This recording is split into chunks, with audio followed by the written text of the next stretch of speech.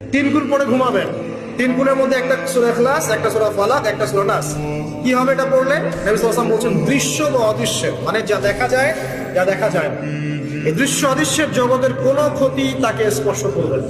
আর এটা যখন রাতে পড়বেন তখন এভাবে পড়বেন, একবার সূরা ইখলাস কুল হুয়াল্লাহু আহাদ, তারপর সূরা ফালাক কুল আউযু বিরাব্বিল ফালাক, তারপর সূরা নাস কুল আউযু বিরাব্বিন নাস করে দুই হাত একত্রিত করে ফু দিবেন, দিয়ে মাথা থেকে নিয়ে এভাবে পুরো মাথা থেকে নিয়ে পুরো বডি এভাবে মাসাজ করবেন এভাবে, ঠিক আছে?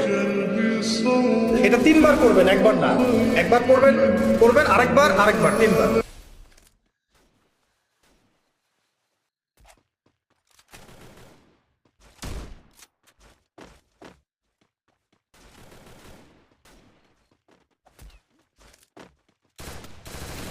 Double kill.